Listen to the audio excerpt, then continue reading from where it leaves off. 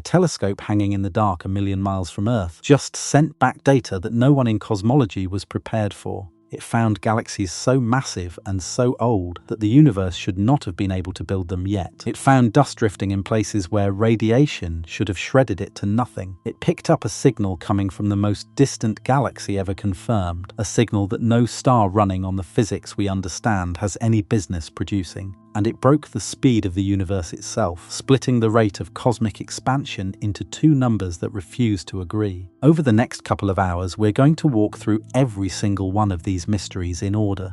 A galaxy that finished building itself before the cosmos was old enough to allow it. A theoretical kind of star powered not by fusion, but by the destruction of dark matter. Dust molecules made of the same chemistry as the smoke off your last campfire, found drifting more than 100,000 light-years from the nearest star that could have made them. A measurement so contradictory that physicists have started openly asking whether the standard model of cosmology has cracks running through its foundations. If you find this kind of thing as strange and beautiful as I do, hit subscribe so the next one lands in your feed. Settle in. We're going to the edge of what is known and then a little past it, a million miles. That is roughly how far the James Webb Space Telescope sits from Earth right now, 4 times farther than the Moon, in a spot in space called the second Lagrange point. At that exact location, the gravity of Earth and the gravity of the Sun cancel each other out in just the right ratio to keep Webb locked in formation with our planet as both objects circle the Sun. Radio signals racing toward Webb at the speed of light still take several seconds to reach it. Engineers cannot pop out and fix anything if something breaks. Webb is alone out there. It launched in December of 2021, folded up inside a rocket like a piece of metal origami, every panel and arm and mirror segment tucked tight to fit. Once it cleared Earth, it had to unfold itself in deep space across 2 weeks, 344 separate mechanisms, releasing and locking and tensioning sequence. Every single one of them required to work because there was no second chance. All 344 worked, every cable, every spring, every motor, every latch. When the telescope finally reached its parking spot and opened its eye, it did not point at something close and familiar. It aimed itself at the deepest, blackest patches of sky it could find. And what it saw is the reason this script exists. Most people think of a telescope as a thing you point at stars. You look up, you see a faint pinprick, you feel small. Webb does something stranger than that. It does not show you the universe as it looks right now. It shows you the universe as it looked in the past. Light is fast, around 186,000 miles every second, but space is bigger than fast can keep up with. By the time a photon from a distant galaxy finally lands on Webb's mirror, it has been crossing empty space for billions of years. Some of the light Webb collects left its source before the Sun existed, before Earth existed, before anything alive had ever drawn a breath anywhere in the cosmos. Every image Webb captures is essentially a photograph of history. The farther away an object sits, the further back in time Webb is looking. A galaxy a billion light-years out is seen as it looked a billion years ago. A galaxy 13 billion light-years out is seen as it looked when the universe itself was just a few 100 million years old, fresh out of the cradle. Scientists built Webb specifically to look at that newborn era. They wanted to catch the first galaxies forming, the first stars igniting, the first moments when the universe stopped being a hot, featureless fog and started becoming the structured cosmos we live inside today. What they expected to find was rough, chaotic, small, loose collections of young blue stars, half-formed gravitational tangles, the messy first drafts of galaxies. What Webb actually showed them on the very first batch of deep-field images was something completely different. The galaxies that came back in those early frames looked finished. They looked massive. They looked structured. They looked like they had been around for a long, long time, even though the universe around them was barely a toddler. The models said those galaxies should not exist. The data said they were there anyway. Webb had been operating for a matter of weeks, and it had already handed cosmologists a problem nobody had any idea how to solve.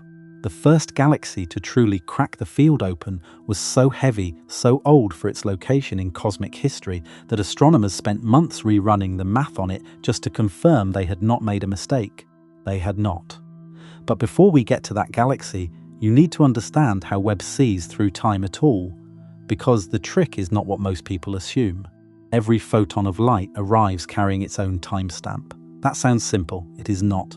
When you glance up at the sun on a clear afternoon, you are not seeing the sun as it is in that moment. You are seeing the sun as it was about 8 minutes ago, because that is how long its light takes to reach you. When you look at the nearest star beyond our own system, Proxima Centauri, you are seeing it as it looked roughly 4 years ago. The light has been on the road that whole time. When astronomers point a powerful telescope at the deepest corners of the sky and lock onto something at the absolute limit of what they can detect, they are not seeing that object as it exists now. They are seeing it as it existed when the photons left, nearly 13 billion years in the past. The universe is roughly 13.8 billion years old, give or take. Webb has captured light that left its source when the cosmos was barely a few 100 million years out of the Big Bang. To picture why this matters, think of the universe as a growing city. Right after it was founded, the city only had dirt tracks and wooden huts. Slowly, over centuries, roads got paved, walls went up, neighborhoods knit together. Eventually you get skyscrapers, plumbing, traffic, complexity. The standard model of how the universe builds structure works the same way. Galaxies were supposed to start tiny, scattered, half-built. They were supposed to merge with each other slowly over billions of years, gradually accumulating the mass and the structure we see in the mature galaxies around us today. Webb's job in that picture was to photograph the dirt tracks and the wooden huts. Instead, it kept finding skyscrapers already standing. There is another wrinkle in how Webb sees the past, and it is the reason this telescope was built differently than everyone before it. The light Webb catches from the early universe does not arrive looking the same as it did when it left. The universe has been expanding for billions of years, and that expansion stretches every photon traveling through it. Visible light, the kind your eyes can detect, gets stretched into infrared by the time it reaches us from far enough away. Infrared light is invisible to humans. It sits just outside the range your eyes can register, like a sound pitched too low for your ears to pick up. Webb was engineered specifically to see this stretched, shifted light. Every part of the telescope, from its mirror coating to the deep cold it operates in to the detectors behind the optics, was tuned for infrared. That is why Webb can see ancient galaxies that older telescopes never even hinted at. Those galaxies were invisible to instruments built for the visible spectrum. Webb opened a new window onto a universe full of objects no one had ever seen before. The way astronomers measure how far into the past they are looking with each observation is called redshift. When the light from a distant galaxy stretches during its journey toward us, it shifts toward the red end of the spectrum. A larger redshift means the light traveled longer and stretched further. A galaxy with a redshift of 2 is seen as it looked roughly 3 billion years after the Big Bang. A galaxy with a redshift of 10 is seen as it looked just a few 100 million years after. The higher the redshift number, the deeper into the early universe you are gazing. One of the objects Webb confirmed sits at a redshift of 1432. Astronomers gave it the catalogue name JWST. We'll come back to that object in detail later, because what Webb found buried inside its spectrum nearly broke the conversation in the conference room when it was first presented. For now, just hold on to this fact. Every second Webb is operational. It is reading messages sent from the earliest chapters of the cosmos. Messages that left their sender before the solar system existed, before Earth condensed out of dust, before there was anywhere in the universe for a human to stand and look up. And those messages are not saying what the textbooks predicted they would say. The early universe, as Webb is showing it to us, looks wrong. It looks too structured, too massive, too developed, too far along for how young the cosmos was at the time. And the very first galaxy to land like a punch to the gut belongs in a region of cosmic history where it should not even be possible. July of 2022, a conference hall packed with scientists, journalists and engineers. NASA had selected the first batch of Webb's images to release publicly. The room carried decades of weight. Webb had been in development since the 1990s. It had cost $10 billion. It had nearly been cancelled multiple times. Engineers had agonized over every one of those 344 deployment mechanisms, knowing that one failure during the unfolding sequence would end the mission before it began. None of them failed. Now the science was about to start. The first image they unveiled showed a region of sky so small that if you held a grain of sand at arm's length, that grain would cover it entirely. Inside that tiny patch of darkness, Webb had captured thousands of galaxies, thousands. Sharp, detailed, vivid, glittering across the frame, every one of them ancient, every one of them previously invisible, because no telescope had ever been sensitive enough to find them. Scientists who had spent their entire careers waiting for that screen to light up watched the image come up, and some of them quietly wiped tears off their faces. Then the analysis started and the mood shifted. The galaxies in those first images were supposed to match what the models predicted.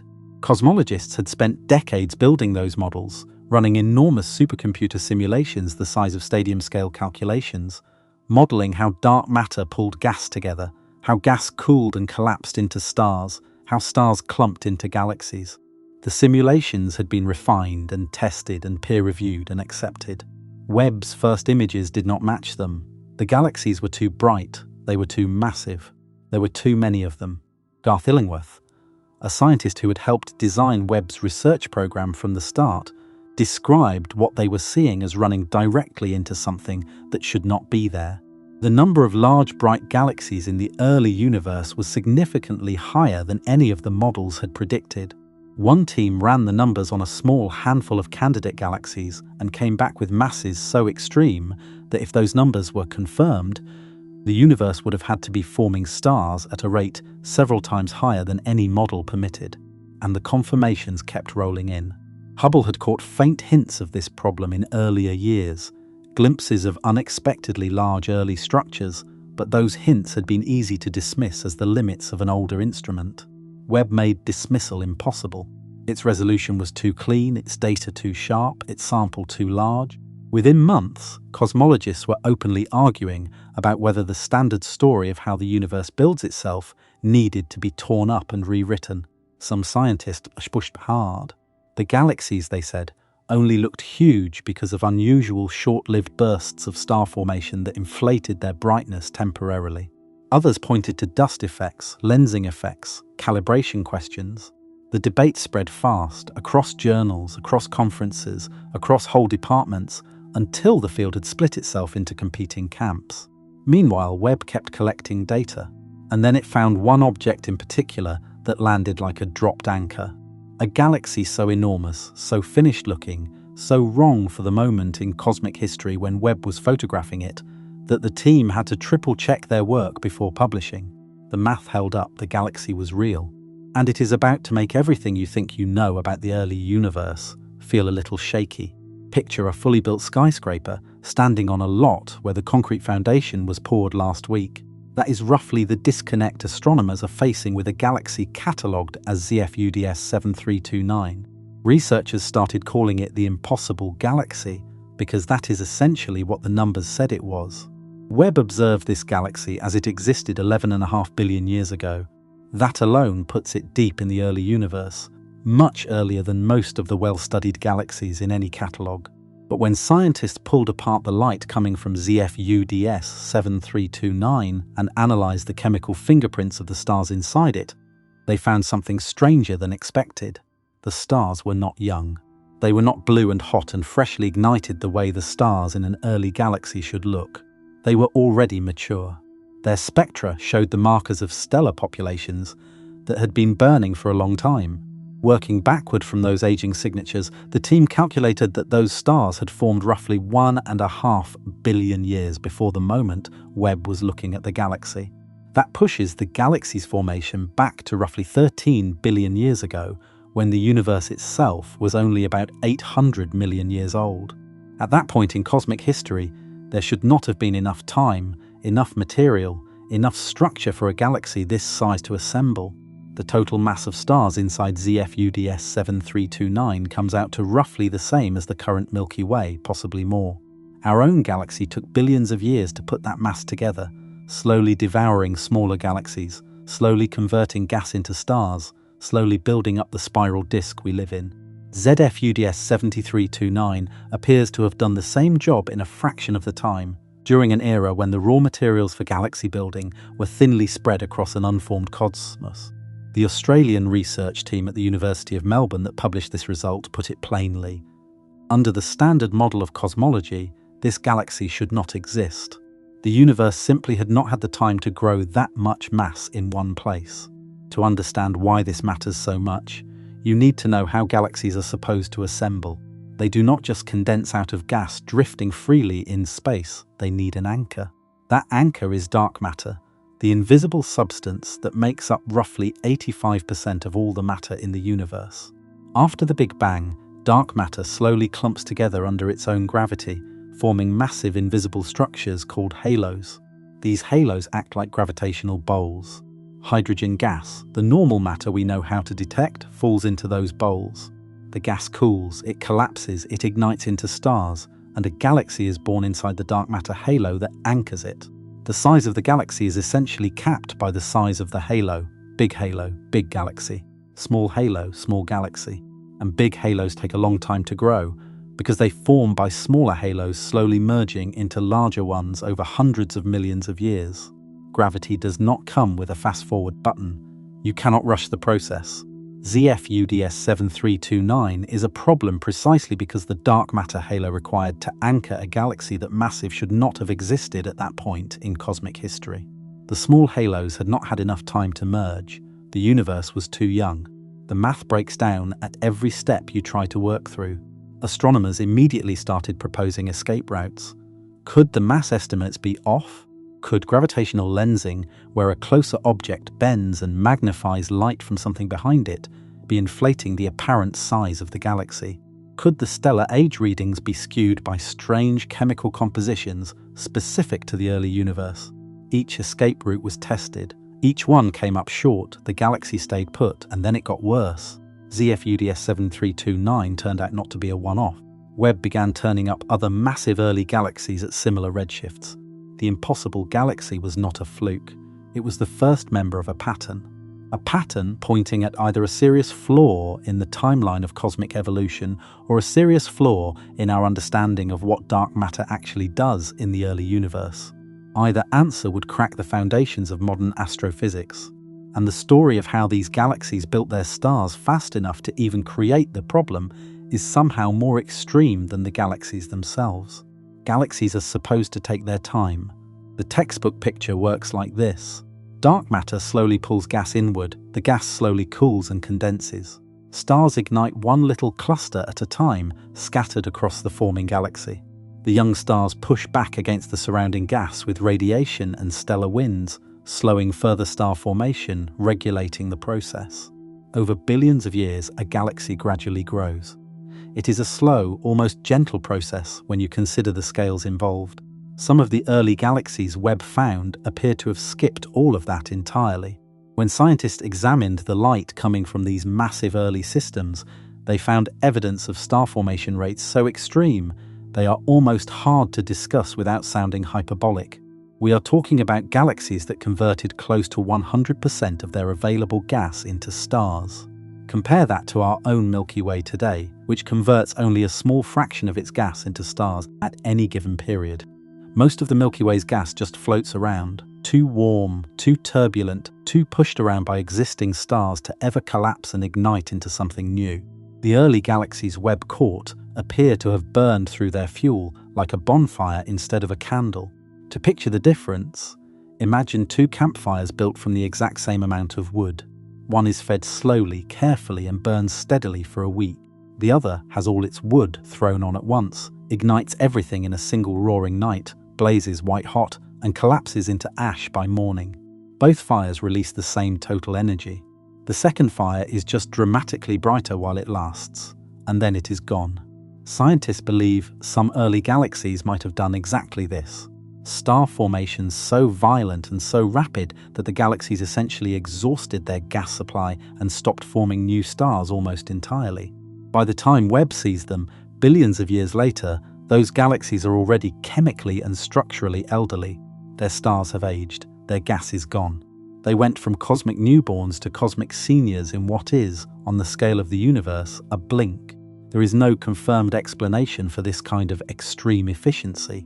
Under standard physics, radiation and stellar winds from newly ignited stars push the surrounding gas outward, and slow the next round of star formation. It is a self-regulating thermostat. Something in these early galaxies appears to have overwhelmed the thermostat entirely. The brakes broke and the engine ran at full power until the tank was empty. Some researchers have suggested these galaxies simply had an unusually dense supply of gas packed into an unusually compact space, dense enough that even the radiation from new stars could not push it away fast enough to halt the next generation forming. Others think the answer involves dark matter behaving differently in the early universe than it does today.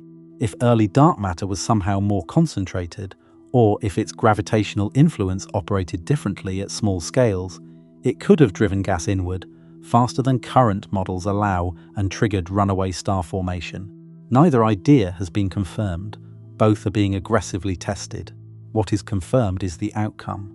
Galaxies exist in the early universe with stellar masses that require star formation rates no current model comfortably produces.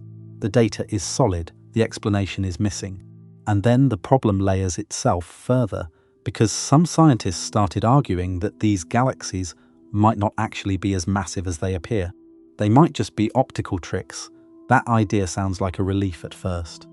The closer you look at it, the more it falls apart too. Before any galaxy can exist, something invisible has to arrive first. That invisible thing is dark matter, and it makes up roughly 85% of all the matter in the universe. You cannot see it, you cannot touch it.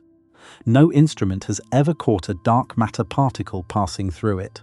Scientists know dark matter exists because of the gravitational fingerprints it leaves everywhere we look, in the way it bends light around galaxy clusters, in the way it holds galaxies together, in the way it shapes the largest structures in the cosmos. Here is the textbook version of how a galaxy is supposed to form. After the Big Bang, dark matter starts clumping under its own gravity. Over hundreds of millions of years, it builds invisible structures, those gravitational halos. Hydrogen gas, the normal matter we can detect, falls into the halos and pools in their centers. The gas cools, it collapses, stars ignite. A galaxy lights up inside the halo, anchored by the dark matter scaffolding holding everything together. The size of the galaxy is capped by the size of the halo. A small halo cannot anchor a big galaxy. A big halo takes a long time to grow because halos build through the slow merging of smaller halos over enormous spans of cosmic time. You cannot cheat the process. Gravity does not have a fast-forward button. This is exactly why ZF-UDS 7329 created such a crisis.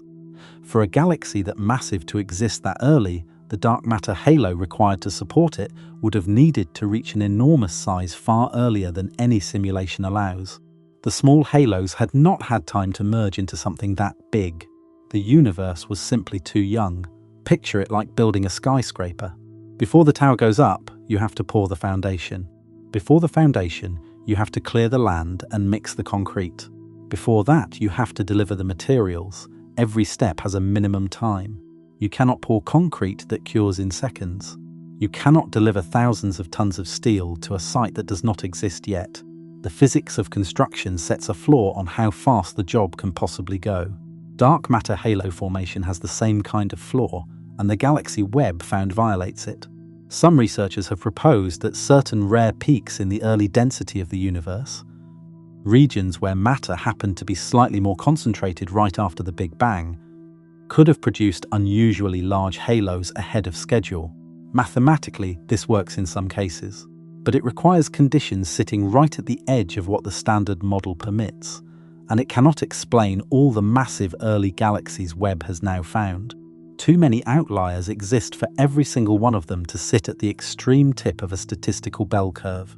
The dark matter scaffolding problem runs straight through nearly every mystery Webb has uncovered, because what dark matter does in the early universe controls almost everything that follows.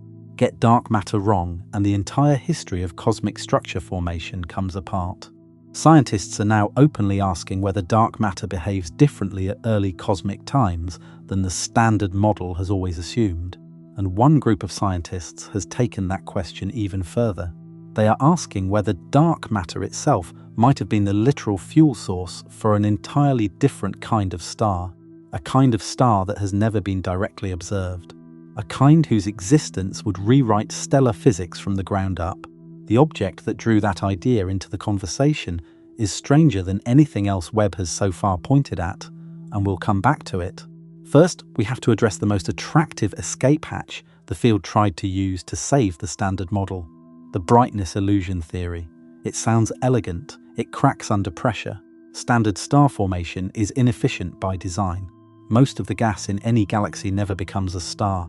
It circulates, it heats up, it gets pushed around by radiation and supernova explosions from existing stars, and it slowly disperses or hangs around without ever collapsing into anything new. In our Milky Way today, less than 1% of the available gas converts into stars in any given period. The process is throttled. The energy released by new stars acts like a thermostat, keeping the rest of the gas too warm and turbulent to collapse. Some of the early galaxies Webb observed appear to have a conversion rate approaching 100%. Every bit of gas becomes a star, nothing is left over. The thermostat snaps off entirely. The fire burns everything. Scientists at the University of Cambridge modelled this scenario in detail and found that under certain extreme conditions in the early universe, the regulatory feedback mechanisms that normally restrain star formation could simply fail to activate in time. The gas would fall inward faster than the radiation from new stars could push it back. The result is a runaway collapse, where stars ignite across the entire galaxy almost simultaneously, turning the whole structure into one enormous blazing furnace.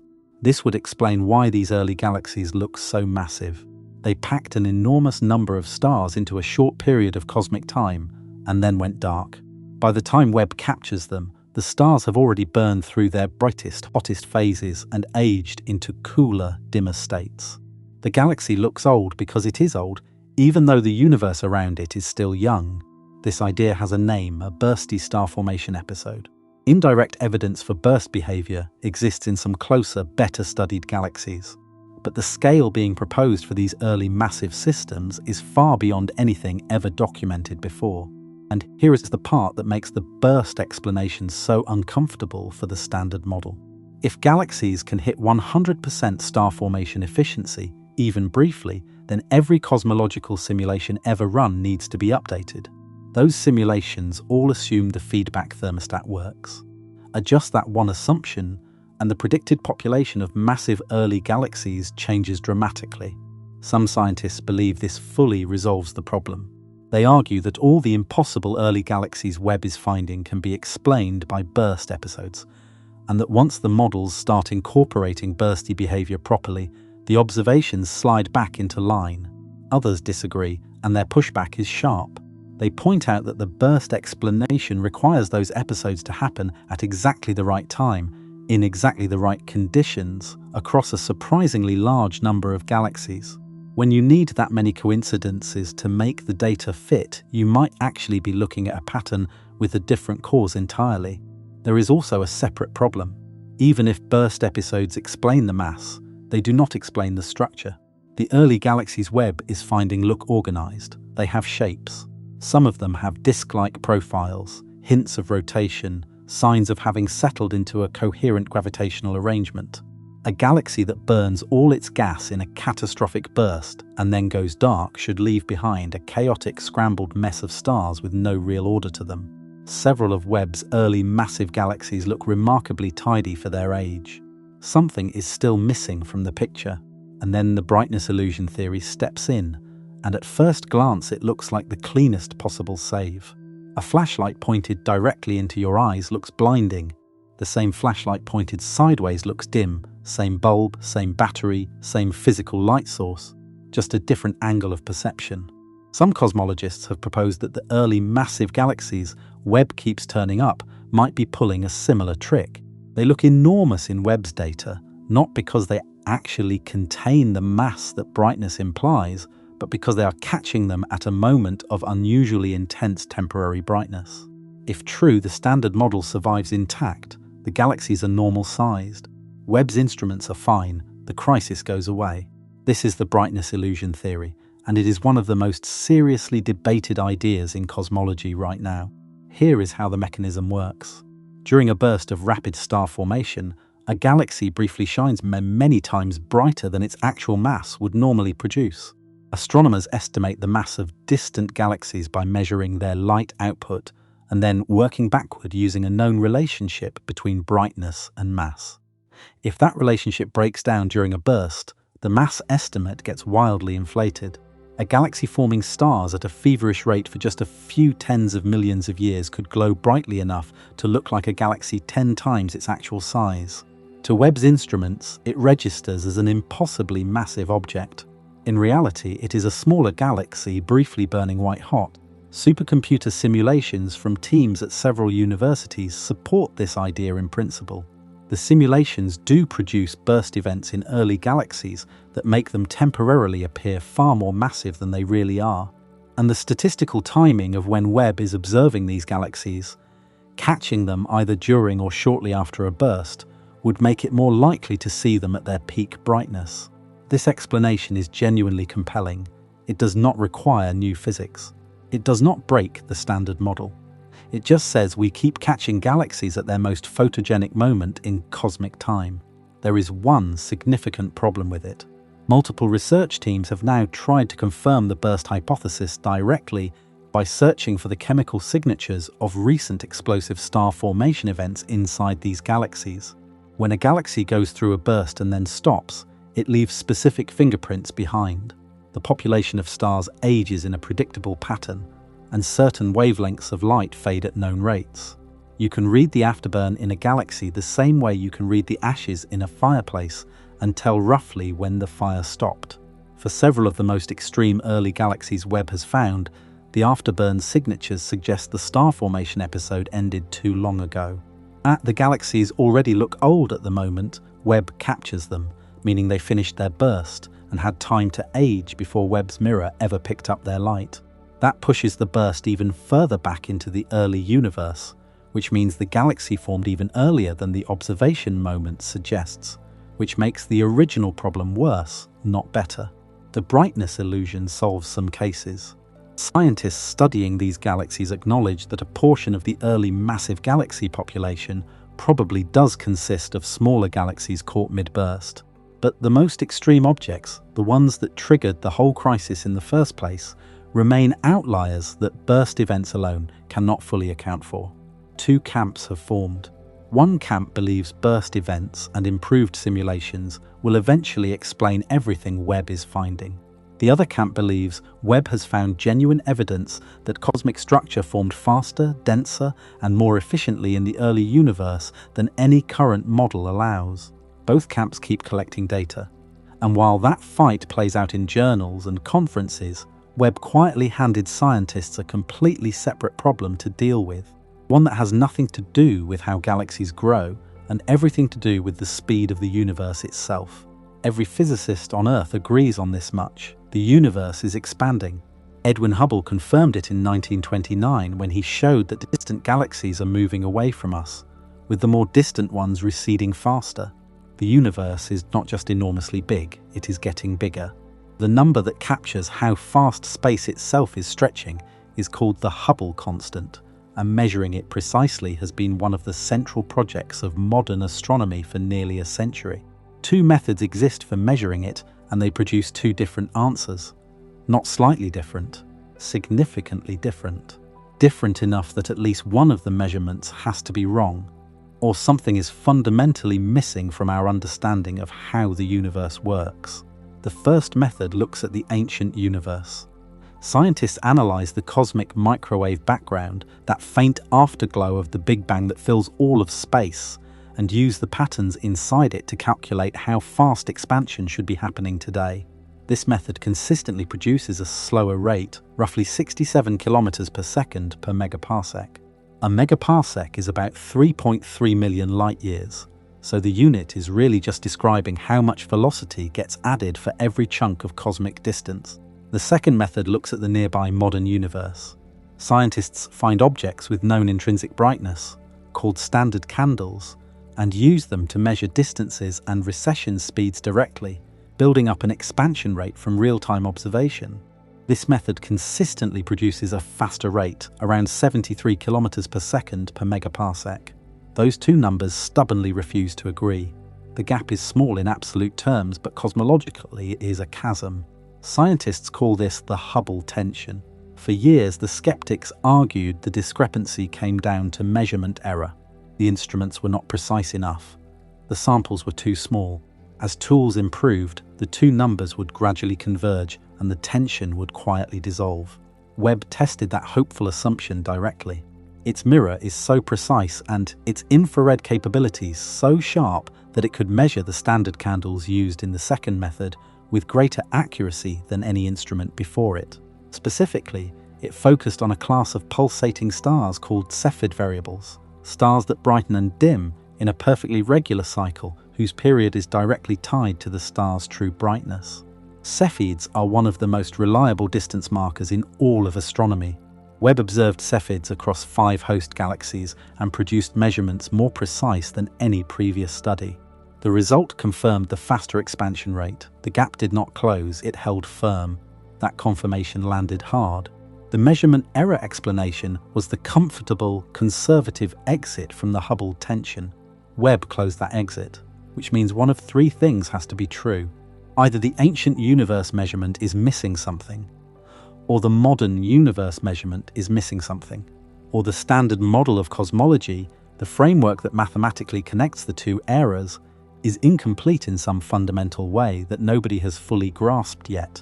Some physicists have started proposing that a new type of particle or force existed in the very early universe, briefly changing the expansion rate in ways the current model does not account for. Others have suggested the behavior of dark energy, the mysterious force currently accelerating cosmic expansion, may have changed over time in ways no observation has yet directly captured. None of these ideas has been confirmed. They are all theories on the table. What has been confirmed beyond any reasonable doubt is that the tension itself is real. The gap is not a measurement error, and Webb is what made it undeniable. And then, deep inside the data from the most distant galaxy ever confirmed, Webb caught something that has nothing to do with expansion rates and everything to do with the question of what powered the very first lights in the universe. 13.8 billion years. That is the age of the universe, give or take a few tens of millions of years. The galaxy catalogued as JWST 14 formed just 290 million years after the Big Bang. At that moment, the cosmos was about 2% of its current age. The universe had barely begun. Webb confirmed this galaxy in 2024 as the most distant galaxy ever found, with a redshift of 1432, meaning its light has been crossing space since before the solar system existed. To picture the distance another way, if you could drive a car along an imaginary highway running straight from Earth to this galaxy, the trip would take longer than the current age of the universe by a factor so enormous that no everyday comparison really lands. The discovery itself was already extraordinary. Confirming a record-breaking redshift requires careful work because false positives at extreme distances have fooled astronomers before. Light from a nearer reddish object can sometimes mimic the signature of a far more distant one. The team running the JADES analysis spent months verifying the result with multiple instruments and cross-checks before publishing. When the paper finally came out, it landed as one of the most significant observational results in the history of astronomy. But the redshift record was almost a side note compared to what the detailed spectroscopy of the galaxy's light then revealed. The galaxy is large, larger than it should be for its age. It contains oxygen, an element that stars must forge through nuclear fusion over millions of years before releasing it into the surrounding gas through stellar winds and supernova explosions. The presence of oxygen at this redshift means that significant star formation had already been happening for long enough to produce, release, and disperse heavy elements through this galaxy's gas. Stars had been burning, dying, and seeding their surroundings with chemistry richer than just hydrogen and helium. That alone pushed the implied start of star formation in this galaxy back even further into the early universe than the redshift number on its own suggested. And then the team looked more carefully at a particular feature in the galaxy's spectrum. The helium absorption feature at 1640 angstroms showed up clearly in the data. An angstrom is a tiny unit of length used for measuring wavelengths of light, about a 10 billionth of a meter. The feature itself is the chemical signature of a specific kind of ionized helium. At this extreme redshift, in a galaxy this early in cosmic history, That particular feature should look a specific way under standard stellar physics. It did not look that way. It looked like something else. Something the team had no clean, conventional explanation for. The data was solid. The signal was real. And it pointed, tentatively but unmistakably, toward a class of object that exists so far only in theoretical models. An object powered by something other than nuclear fusion. Inside every star you have ever looked at, the same engine runs. Hydrogen atoms are crushed together under enormous gravity and heat, fused into helium, and energy pours outward as the light and warmth we associate with stars. Every star in the observable universe, from the smallest red dwarf to the largest blue supergiant, runs on nuclear fusion. It is the universal stellar power source. Except Webb may have found something that does not. The helium signal at 1640 angstroms in JWST 14 is the kind of light you get when helium atoms lose a single electron and then recapture it, releasing a photon of specific energy in the process. Astronomers call this singly ionized helium.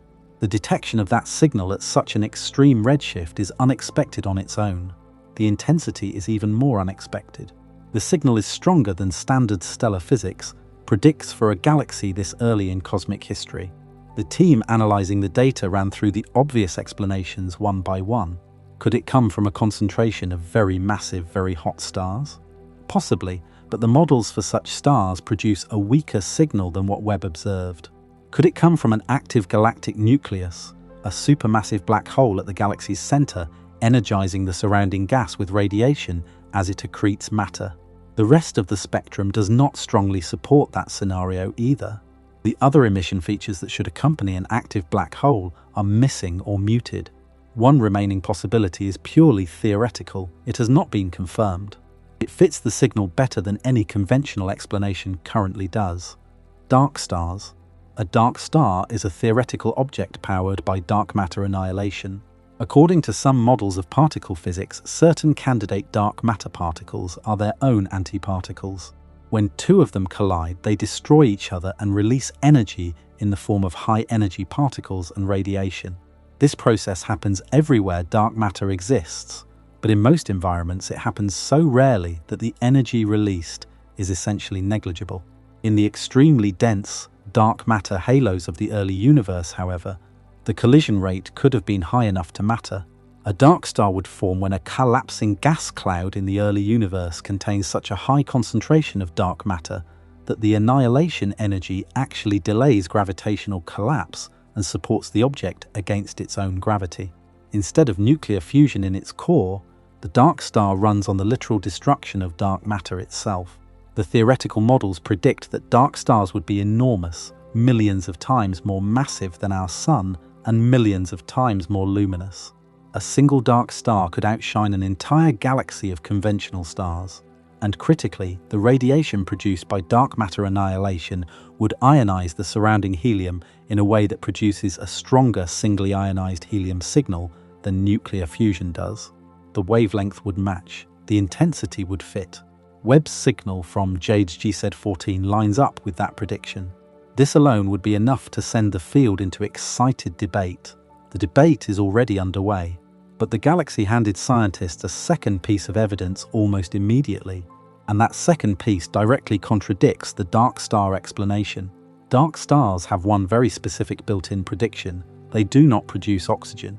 Oxygen is forged in the cores of conventional stars through nuclear fusion. Hydrogen fuses into helium, helium fuses into heavier elements under enormous pressure, and oxygen emerges as one of the byproducts over millions of years before being scattered out into the surrounding gas in supernova explosions. Dark matter annihilation does not produce oxygen. The energy released by colliding dark matter particles does not follow the same nuclear chain. A pure dark star sustained entirely by dark matter annihilation should sit inside a cloud of gas almost entirely free of heavy elements like oxygen. It should look chemically primitive, pristine, a relic of the universe's earliest, simplest chemistry. JWST 14 contains detectable oxygen. Astronomers using the Atacama Large Millimeter Array, a ground-based radio telescope in the Chilean desert consisting of 66 individual dishes working together as one enormous instrument, detected oxygen emission lines coming from the exact same coordinates as the galaxy Webb was studying. The two detections were confirmed independently and matched. The oxygen signal is real, and it creates a direct contradiction. A dark star alone cannot explain both signals at once. The helium ionization pattern points toward dark matter annihilation. The oxygen presence points toward conventional nuclear fusion, having already happened on a meaningful scale. You cannot have both signatures coming out of the same object under the same conditions if that object is a pure dark star.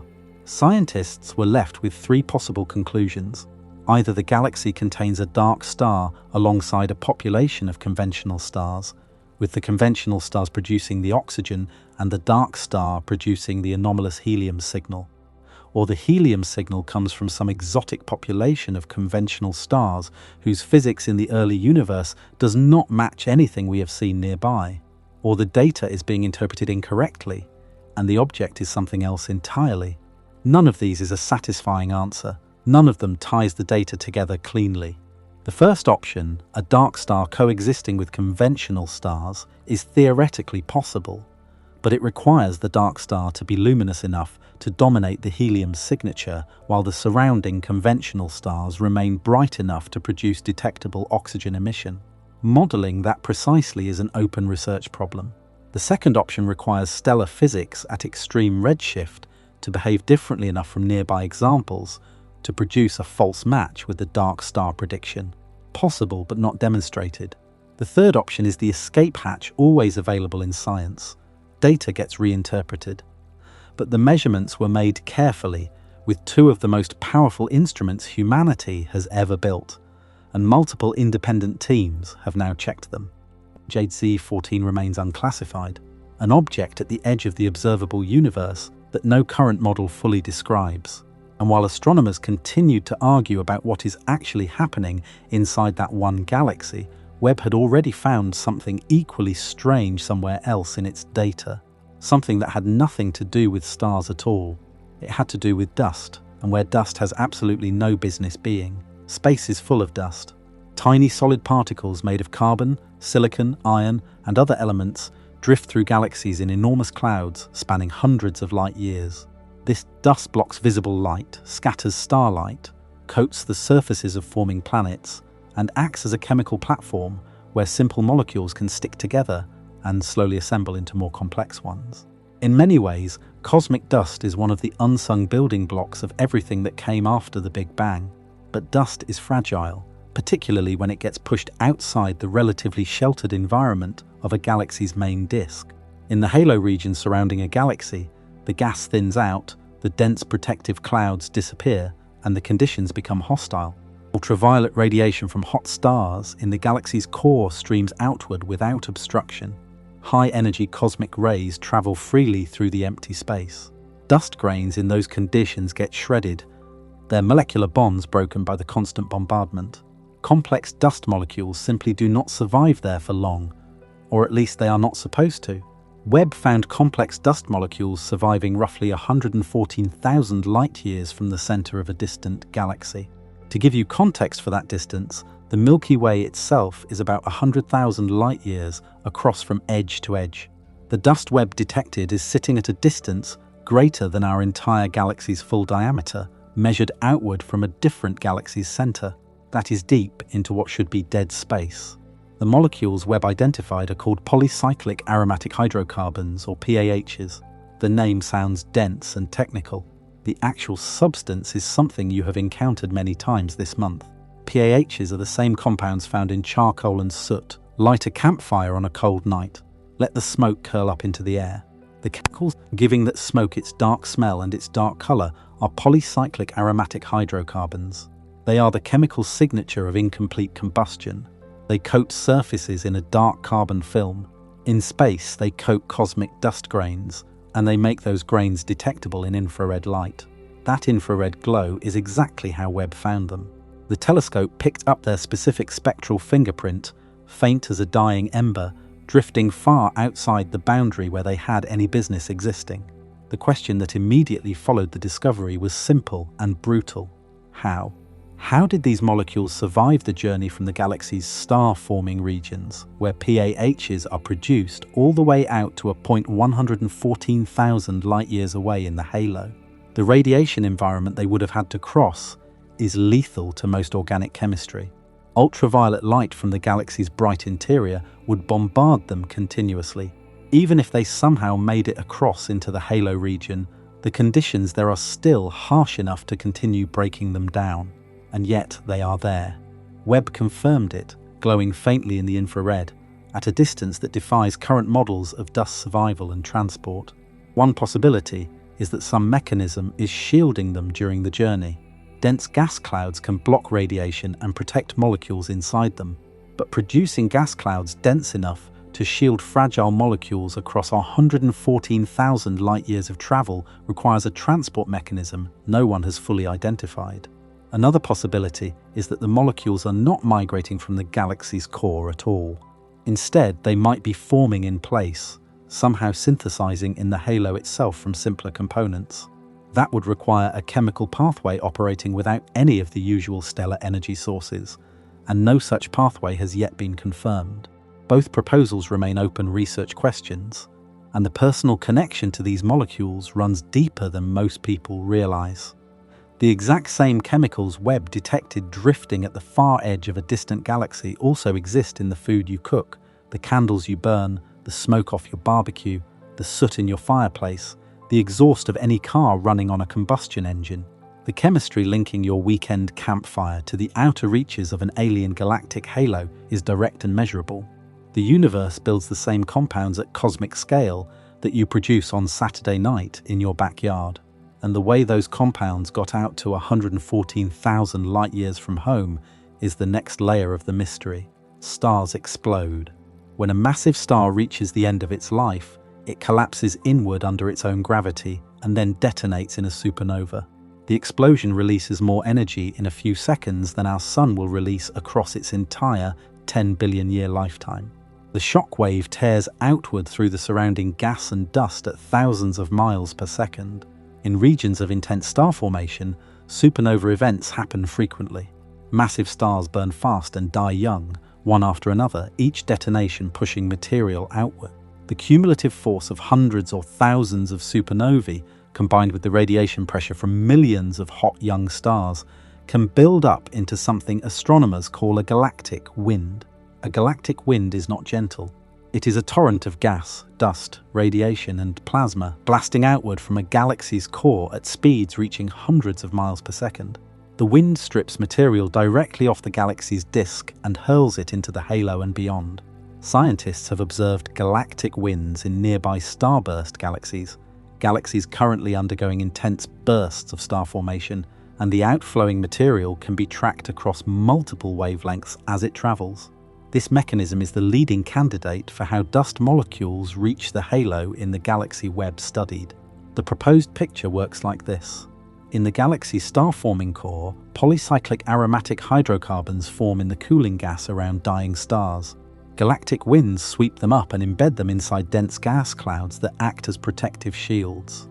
The cloud absorbs the worst of the ultraviolet radiation from the galaxy's bright interior, keeping the fragile molecules inside intact. The wind carries the cloud outward at high speed, launching it deep into the halo. Once in the halo, the cloud slowly disperses as the radiation environment weakens, and the PAH molecules emerge into a calmer region where they can persist. This model works for some observed cases of halo dust. The distance involved in Webb's particular detection, however, stretches the model beyond any previously confirmed example. 114,000 light-years is further than any galactic wind has been directly measured to carry material in a confirmed observation. The wind would have had to be extraordinarily powerful, and the shielding gas clouds would have had to hold together across a journey far longer than any documented example. Some researchers have proposed that the galaxy in question may have experienced a period of extreme activity in its past, a violent burst of star formation and an accompanying galactic wind that ejected material far into the surrounding space. By the time Webb observed the galaxy, the burst had ended and the galaxy had quieted down, but the dust it launched was still drifting outward across deep cosmic time. This is plausible. It is consistent with what Webb is observing about burst-mode star formation in early galaxies. A galaxy that converted nearly all of its gas into stars rapidly would have generated a proportionally violent galactic wind. But there is a timing problem nobody has fully resolved. Even at high speeds, getting PAH molecules 114,000 light-years out from the galactic center takes an enormous amount of time. The molecules would have to survive not just the launch, but billions of years of drifting through the halo afterward, with the radiation environment slowly chewing away at them the whole time. The longer the journey, the more chances for ultraviolet bombardment to shatter their carbon ring structures. How they survived that journey intact is still genuinely unknown, and the chemistry connecting them to human life is closer than most people would guess. Every time you light a candle and let the smoke curl up off the flame, you are producing the same family of molecules Webb detected at the edge of a distant galaxy. Polycyclic aromatic hydrocarbons form wherever carbon-rich material burns without enough oxygen to fully combust. Scientists call this incomplete combustion. The carbon atoms that do not fully oxidize into carbon dioxide instead link together into flat hexagonal rings, stacking themselves into the layered aromatic compounds that give smoke its smell and candles their distinctive scent. The same process plays out in space, just at much larger and slower scales. Carbon-rich gas expelled by dying stars cools as it moves away from the stellar surface. At certain temperatures and pressures, the carbon atoms begin linking into rings rather than remaining as individual atoms or simple molecules. The result is exactly the same ring structures found in the soot on your barbecue grill, now floating between stars in enormous quantities. Scientists estimate that polycyclic aromatic hydrocarbons account for somewhere between 10 and 15% of all the carbon atoms in the Milky Way. That is a staggering fraction when you stop to think about it. Carbon is the fourth most abundant element in the universe, and a significant portion of all that cosmic carbon is locked up in these soot-like ring structures drifting through the space between stars. This connection matters for a reason that goes beyond chemistry trivia.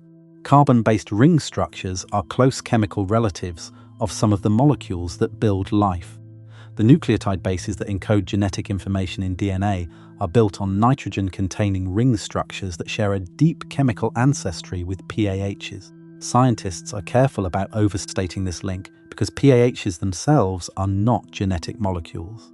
They do not carry biological information. They do not by themselves do anything biological, but they represent a class of complex carbon chemistry that the universe produces naturally in enormous quantities, with no biological input required. The universe knows how to make complex carbon rings. Life happens to use complex carbon rings. Whether there is a direct chemical pathway from interstellar soot molecules to the building blocks of terrestrial biology remains an open question. Some researchers think the connection is meaningful, that interstellar chemistry seeded the early Earth with precursor molecules that contributed to the origin of life on this planet. Others think the chemical gap between soot and self-replicating biology is too wide to bridge that easily. What is confirmed is that the chemistry connecting your last campfire to a galaxy more than 100,000 light-years across is real, measurable, and detectable. Webb made that connection visible. And while astronomers continued to argue about how the dust got there, Webb itself stood as the answer to a different question entirely. How was any of this seen in the first place?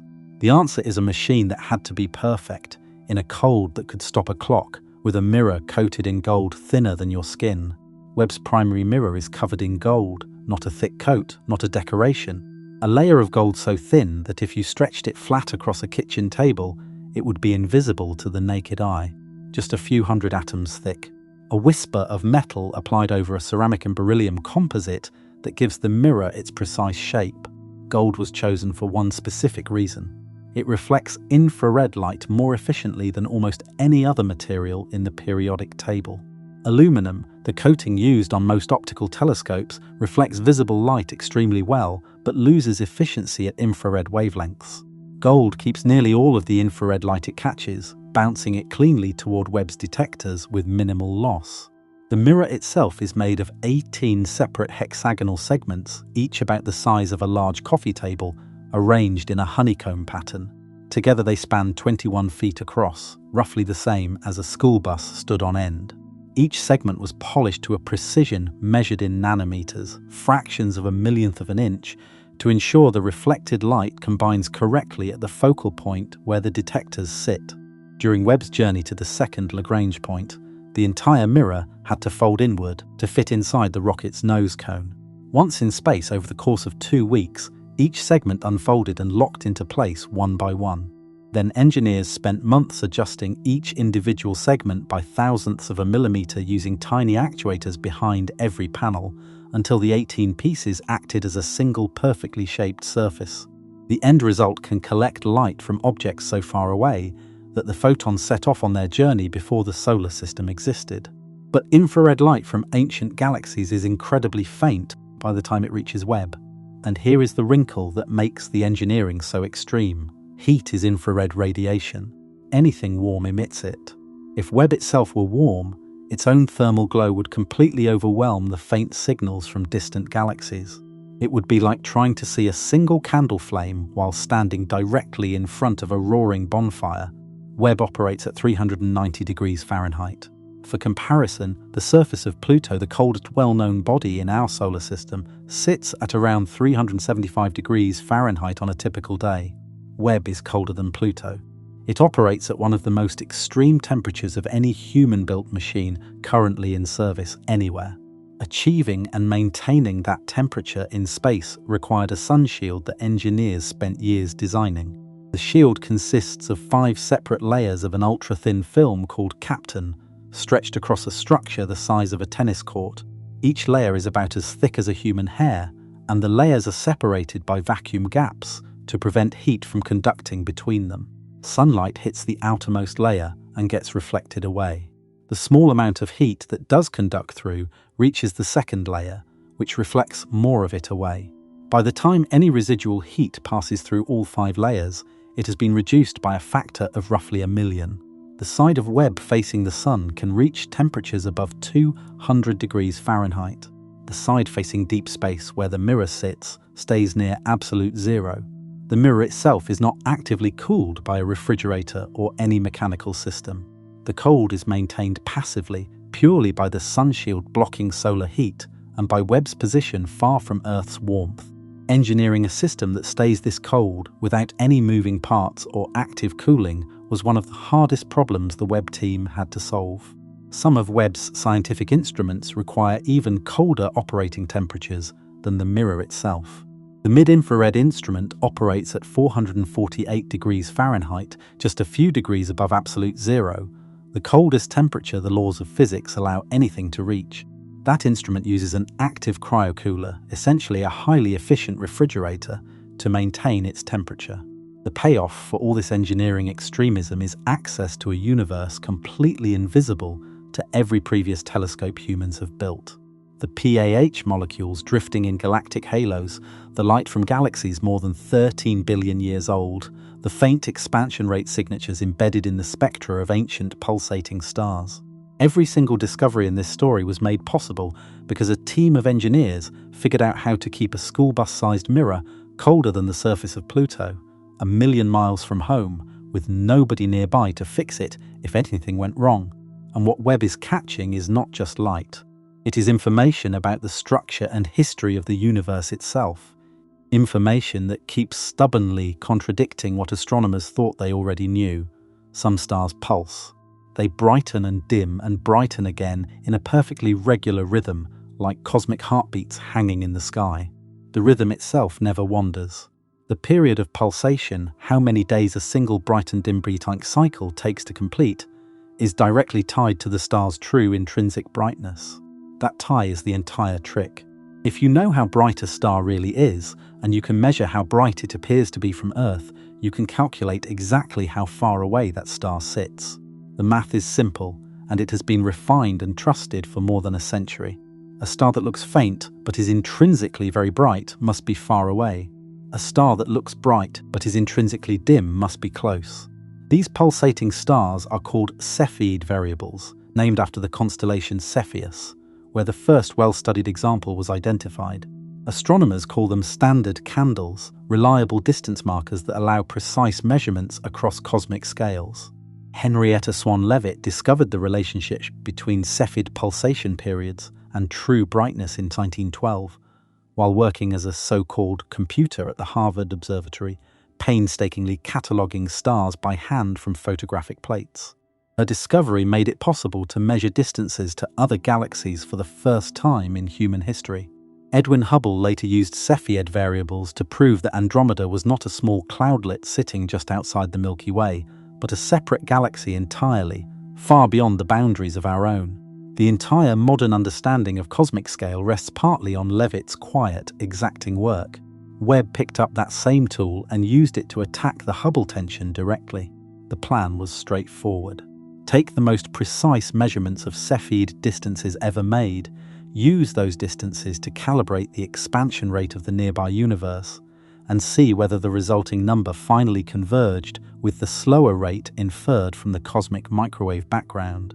Webb observed Cepheids in 5 host galaxies with enough precision to eliminate most of the known sources of measurement uncertainty. Previous Cepheid studies, including many done by the Hubble Space Telescope, were complicated by something called stellar crowding, where nearby stars in densely packed regions blur together in the image and corrupt the measurement of any single Cepheid sitting in the middle of the cluster. Webb's infrared vision cuts through that crowding far better than any previous instrument, separating out individual stars that older telescopes could only blur into a smear. The result was definitive. The local expansion rate came out at roughly 3 kilometers per second per megaparsec. The cosmic microwave background measurement remained at roughly 67. The gap did not close. The Hubble tension survived Webb's most precise attack on it. That result matters enormously because it confirms that the discrepancy is not measurement error. Something in our understanding of the universe is genuinely connecting those two errors incorrectly. The model that bridges the early universe and the modern universe is missing something, and that something is real. What it is, nobody yet knows. Some physicists have proposed an extra ingredient in the early universe, something called early dark energy, an additional form of energy that briefly accelerated cosmic expansion before fading away as the universe cooled. Others have suggested that dark matter behaves differently than current models assume. Others have proposed modifications to gravity itself at the largest scales. Every one of those proposals requires new physics that no experiment on Earth or in space has yet confirmed. And running alongside this expansion debate, something Webb caught at the very edge of the observable universe hints at a resolution none of the physicists involved is fully comfortable accepting. Every physics teacher at every school on Earth teaches the same cosmological story. The Big Bang happens, the universe expands, matter clumps under gravity. Galaxies form gradually over billions of years. Stars ignite inside those galaxies. Heavier elements build up through fusion across generations of stars. Planets eventually form, and on at least one of them, biology eventually appears. The story is orderly, sequential, and well-tested across decades of observation. Webb's discoveries do not break every part of that story. The Big Bang still happened. The universe is still expanding, stars still fuse hydrogen into helium. Life still exists, obviously, because we are here asking these questions. What Webb's discoveries challenge is the timeline and the details of the middle chapters. How fast did structure form? How efficient was early star formation? What powered the very first luminous objects? How does the expansion rate connect across 13 billion years of cosmic history? Those middle chapters are exactly where the standard model is most vulnerable, and where every anomaly Webb has found is now concentrated. Scientists have faced this kind of situation before. In the early 20th century, astronomers discovered that galaxies were rotating in ways that required more gravity than the visible matter inside them could possibly produce. The solution was dark matter, a new category of substance nobody had previously imagined was there. The model was broken. The break was taken seriously. A new piece of physics was added. In the 1990s, astronomers discovered that the universe's expansion was not just continuing, it was accelerating, speeding up over time instead of slowing down the way gravity should require. The solution was dark energy, another mysterious category of substance with properties so strange that physicists still cannot say what it fundamentally is. The model was extended again. Webb may now be triggering the next extension. Perhaps early dark energy existed briefly in the young universe and altered the expansion rate before vanishing. Perhaps dark matter has properties that made it clump faster in the earliest cosmic epochs and then behave more conventionally afterward.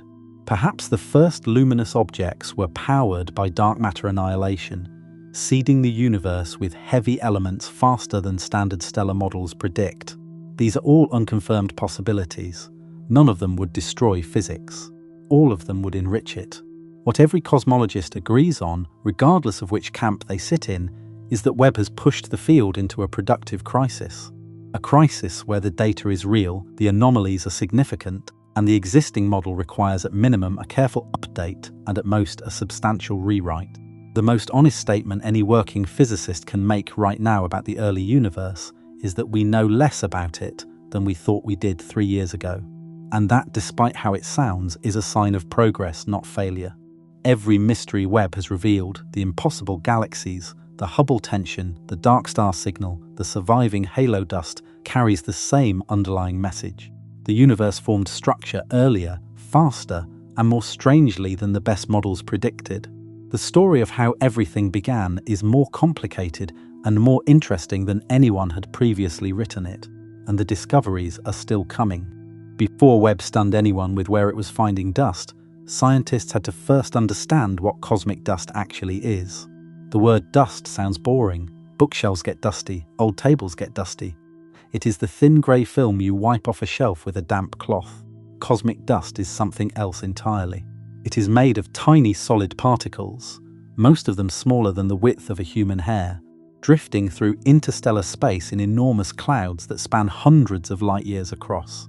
The particles themselves are built from carbon, silicon, iron, magnesium, and other elements that were forged inside stars over millions of years of nuclear fusion. When stars die, they release those elements into the surrounding gas through stellar winds and supernova explosions. Under the right conditions of temperature and density, those elements condense into solid grains. The grains are not chemically inert, they are surfaces, and surfaces are where chemistry happens. Hydrogen atoms land on a dust grain, encounter other hydrogen atoms on the same grain, and bond together into molecular hydrogen, the most common molecule in the universe. Water, ammonia, methane, and other simple compounds form the same way, sticking to grains, and slowly building up into icy mantles over thousands of years. Without cosmic dust, the chemistry of the universe would be dramatically simpler. Many of the molecular building blocks found in star-forming regions, including some that are eventually relevant to the chemistry of life, form on the surfaces of dust grains. Dust is not background scenery in the cosmic story. It is an active participant in how the universe builds complexity. Dust also shapes how galaxies actually look from the outside. Dense dust clouds absorb and scatter visible light, making the regions of active star formation appear dark and opaque to optical telescopes. This is why Webb's infrared vision was so important. Infrared light passes through dust clouds that visible light cannot penetrate. Webb saw through walls of cosmic dust that had blocked every previous telescope. The life cycle of a single dust grain is genuinely violent.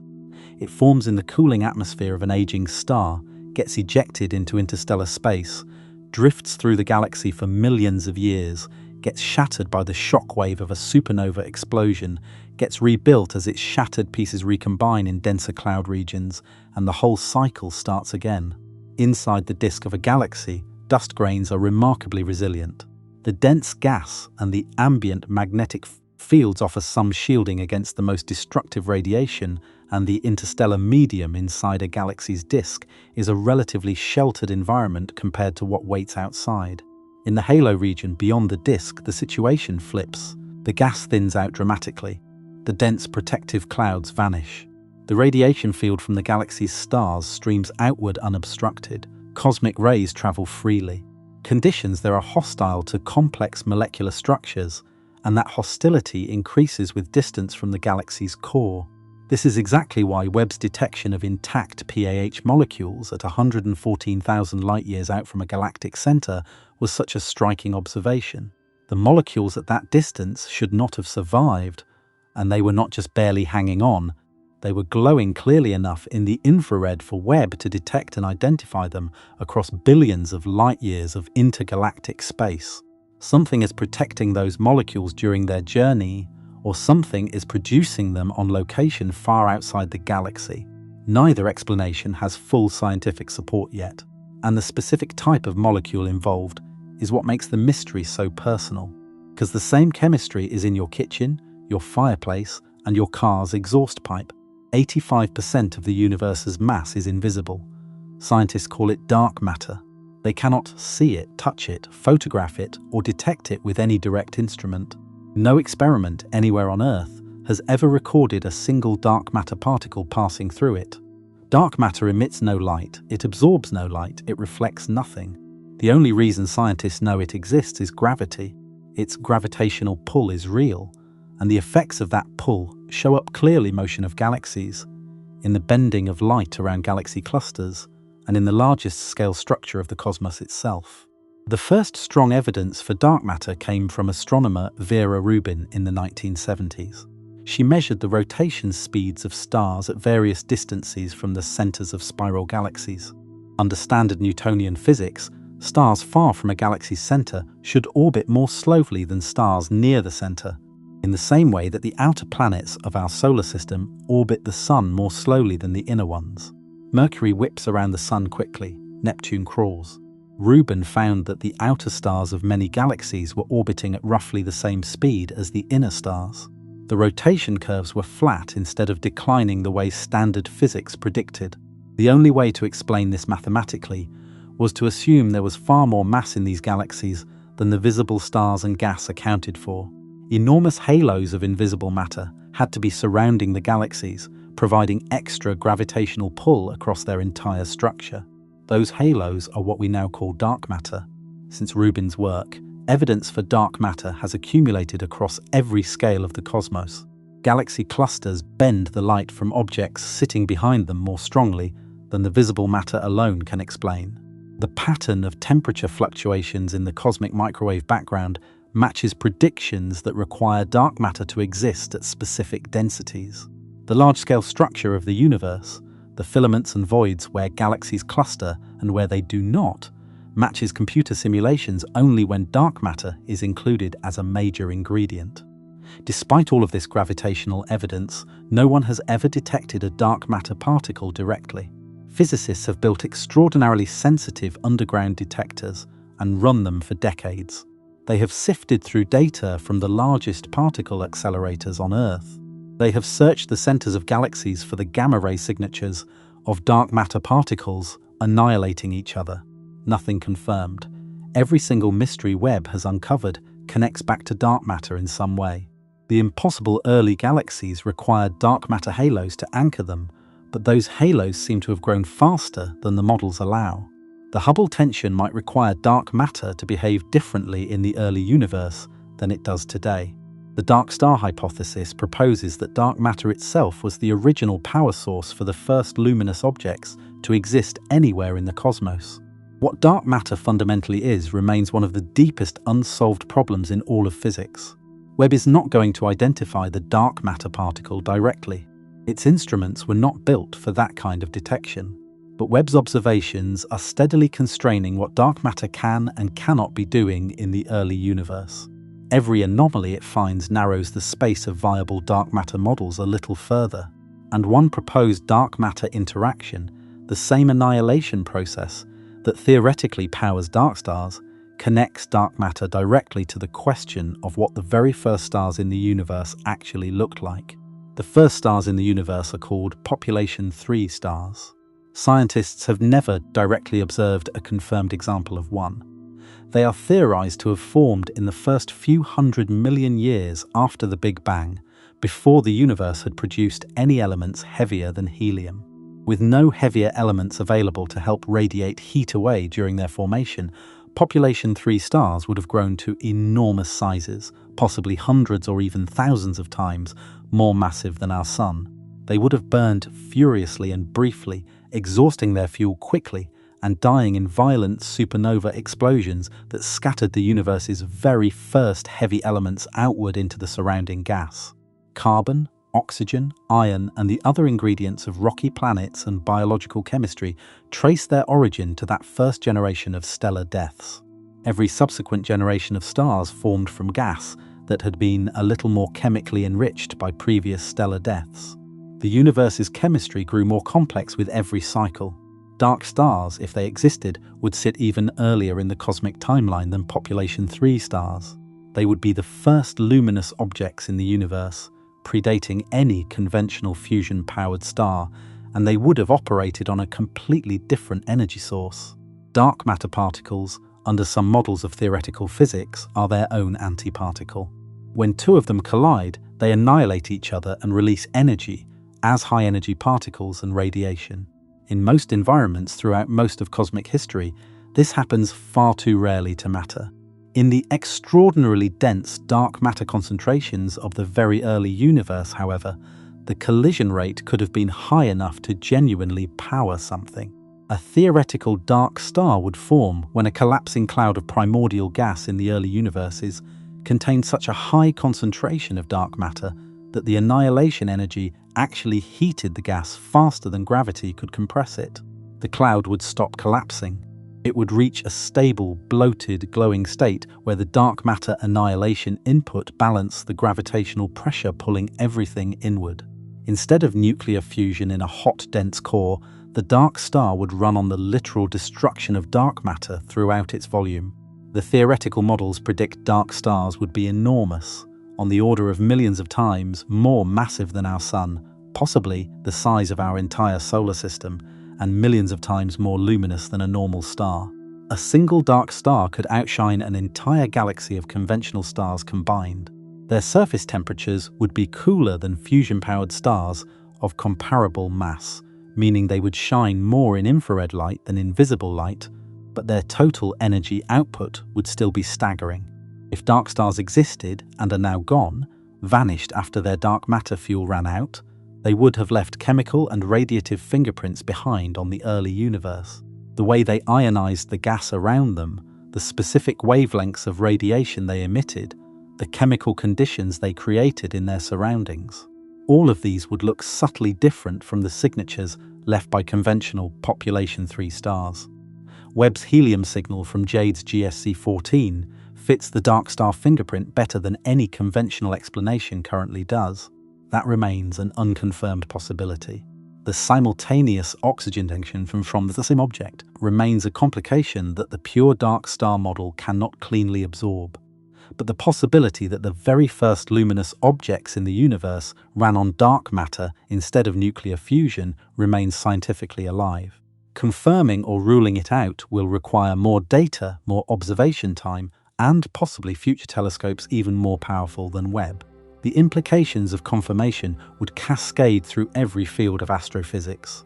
If dark stars existed, the timeline of heavy element production in the early universe shifts. The ionization history of the cosmos changes.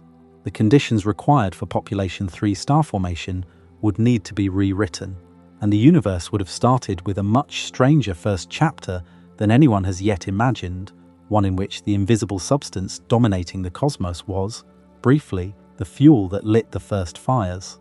For the first few 100,000 years after the Big Bang, the universe was opaque. Photons could not travel freely through it. The early universe was so hot and dense that it existed as a plasma, a chaotic soup of free electrons and protons moving too fast to combine into neutral atoms. Every photon that tried to travel through this soup immediately collided with a free electron and scattered. Light could not move in a straight line. The universe was a fog, glowing white-hot and impenetrable. Then, roughly 380,000 years after the Big Bang, the universe expanded and cooled enough for electrons and protons to finally combine into neutral hydrogen atoms. Scientists call this event recombination. The moment it happened, the fog cleared. Photons could finally travel freely across space without being constantly scattered by free electrons. The light released at that exact moment is what astronomers detect today as the cosmic microwave background, the oldest light in the observable universe, still glowing faintly in every direction more than 13 billion years later. After recombination, the universe entered what cosmologists call the cosmic dark ages. No stars existed yet, no galaxies. The universe was filled with cold neutral hydrogen gas drifting in the dark, slowly being pulled together by the gravity of dark matter halos into the regions where the first stars would eventually ignite. When those first stars finally appeared, they began pumping out ultraviolet radiation energetic enough to strip the electrons back off the surrounding hydrogen atoms. This process is called reionization. The first stars and the first galaxies slowly carved bubbles of ionized gas around themselves. As more stars and galaxies formed, the bubbles grew and overlapped, and the universe gradually transitioned from neutral back to ionized. By about 1 billion years after the Big Bang, reionization was largely complete. The detailed history of reionization matters enormously because it sets the conditions for everything that came after. How quickly reionization proceeded, which objects drove it, what the ionization state of the gas was during the formation of the first galaxies. All of these affect how the early universe evolved structurally and chemically. Webb is directly probing the era of reionization. The galaxies it finds at redshifts above 10 existed when reionization was still actively underway. The signatures of neutral and ionized hydrogen in their surrounding gas carry information about how far along reionization had progressed at each epoch. Here is where the dark star hypothesis intersects with reionization history in a deeply important way. Conventional population 3 stars and active galactic nuclei powered by accreting supermassive black holes are the standard candidates for driving reionization in most current models. But dark stars, if they actually existed, would emit a different spectrum of ionizing radiation. Their ionizing output would be distributed differently across wavelengths than conventional stars.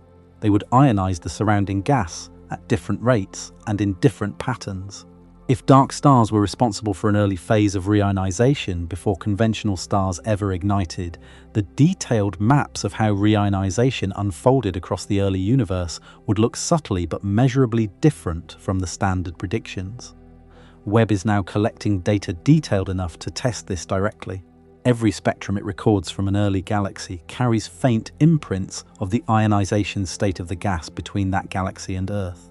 Scientists are assembling those imprints into a growing map of how reionization actually unfolded across cosmic time. That map is still being built.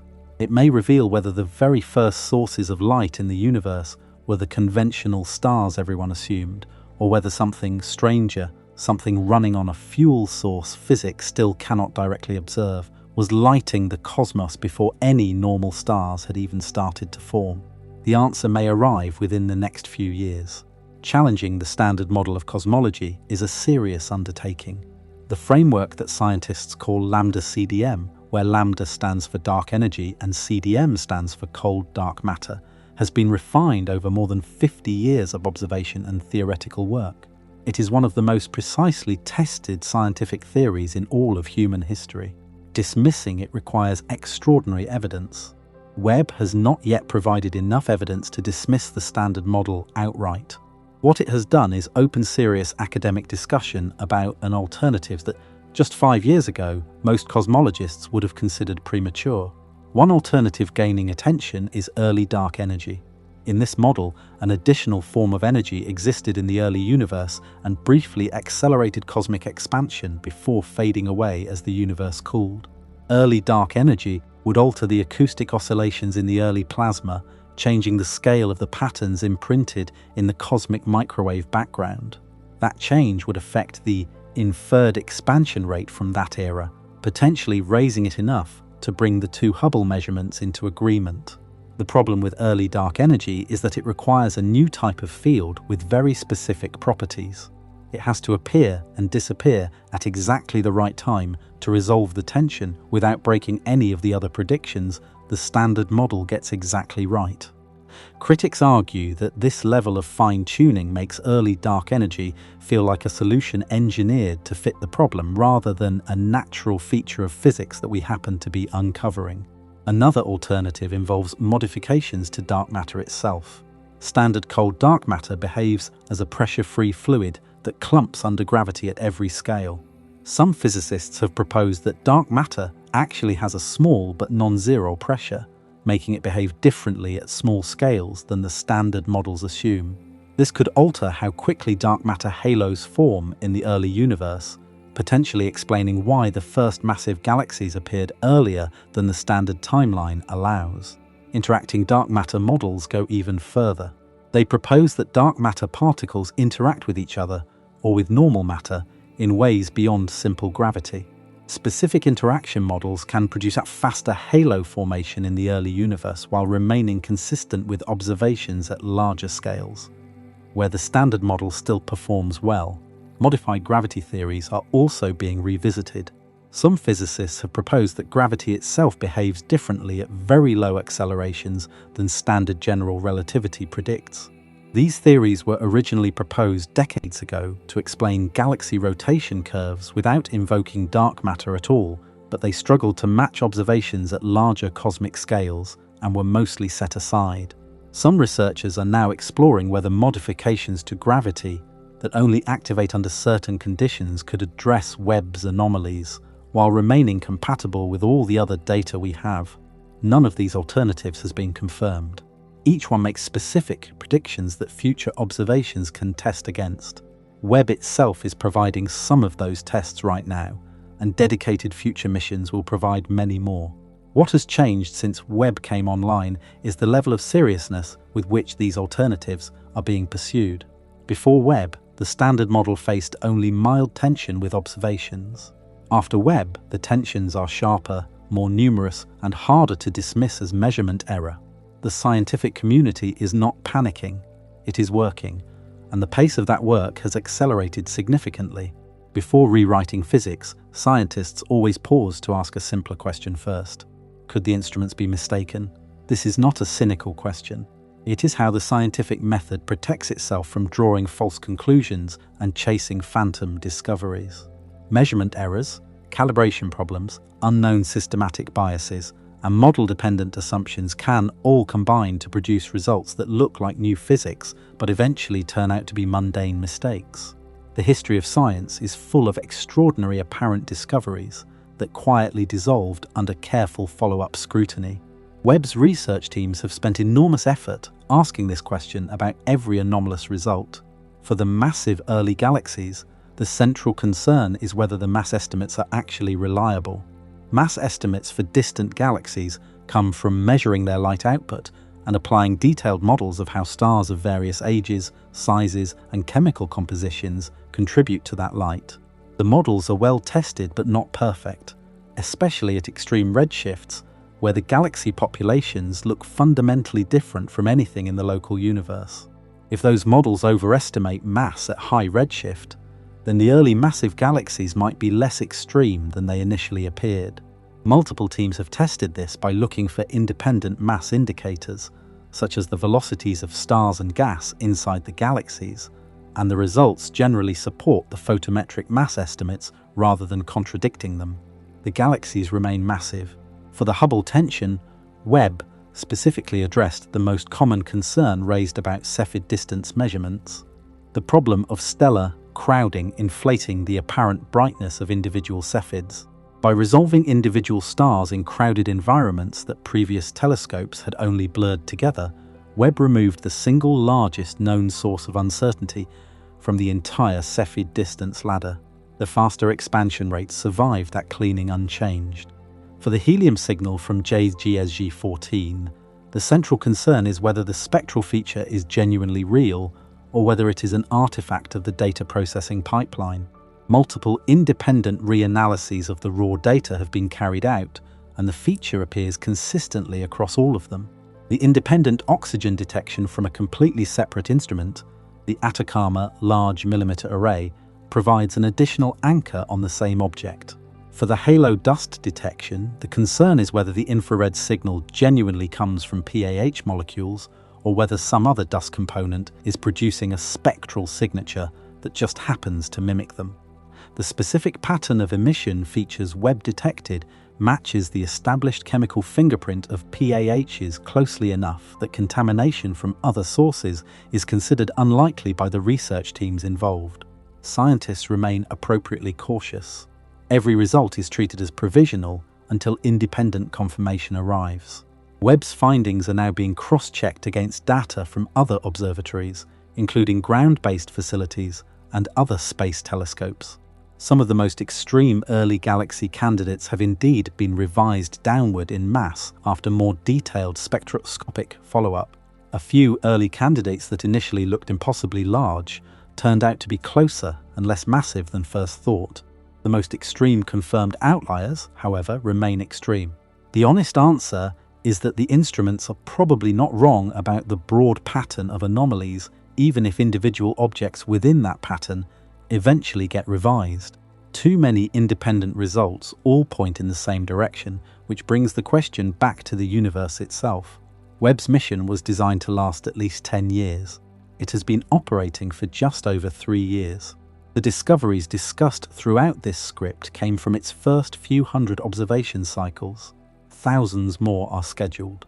The most immediate priority for many research teams is detailed spectroscopic follow-up of the early massive galaxies that first raised the alarm. Taking a picture of a galaxy and estimating its mass from brightness is a first step. The second, deeper step is capturing detailed spectra that break the galaxy's light into its component wavelengths and reveal chemical compositions, the ages of various stellar populations, gas conditions, and internal velocity measurements. Spectra take longer to obtain than images, but they provide vastly more information per observation. Several teams are using Webb's spectrographs right now to take these detailed chemical fingerprints of the early galaxies that first triggered the structural crisis.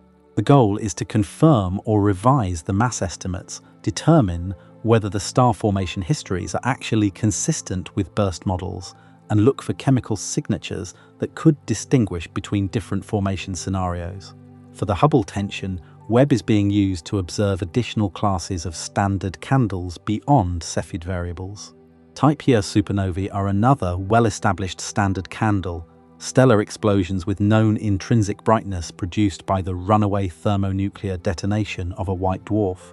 By measuring distances to nearby Type Ia supernovae using Cepheid calibration refined by Webb, and then using those supernovae to anchor distance measurements to far more distant objects, scientists are building a more reliable chain of cosmic distance markers.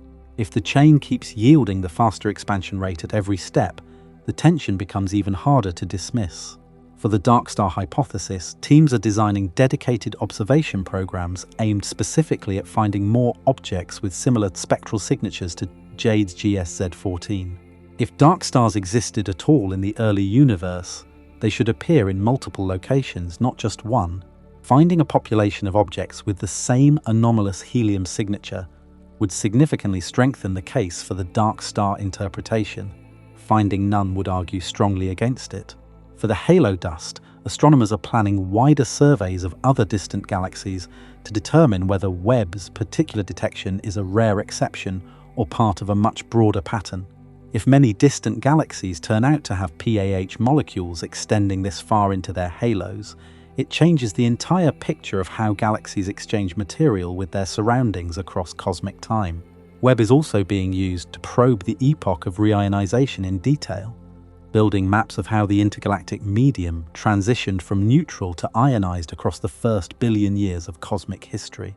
Those maps will constrain the types of objects that actually drove reionization and may reveal whether an early phase of unusual ionizing sources, possibly including dark stars, is needed to explain the data. Every one of these programs is either currently underway or scheduled to begin soon. Webb has enough onboard fuel for well over a decade of continued operations, possibly considerably longer with careful management, and its scientific output will continue accelerating as research teams develop more efficient observation strategies. The universe has been hiding its earliest chapters for nearly 14 billion years. Webb is reading them now, one spectrum at a time. Behind Webb's gold-coated mirror, 4 scientific instruments wait to decode whatever light that mirror collects. Each instrument was built to answer a different category of question, and together they cover a range of capabilities no previous space telescope came close to matching. The near-infrared camera, called NIRCam, is Webb's primary imager.